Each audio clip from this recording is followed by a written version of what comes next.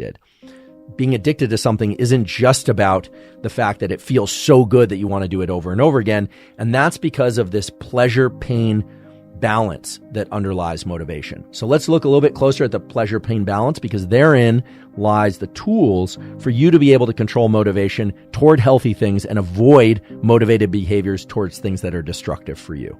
There are a lot of reasons why people try novel behaviors, whether or not those are drugs or whether or not those are adventure, thrill-seeking things, or they seek out new partners, or, they take a new class. As you'll notice, I'm not placing any judgment or value on these different behaviors. Although I think it's fair to point out that for most people, addictive drugs like cocaine and amphetamine are very destructive.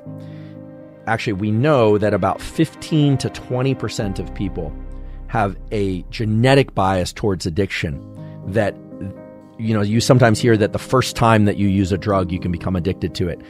That's actually not been shown to be true for most things and most people, but for some people that actually is true. And we'll talk a little bit later about why certain people are heavily biased toward becoming addicts on the first use of a particular drug. It's actually very interesting. It has everything to do with whether or not they were formerly addicted to something else.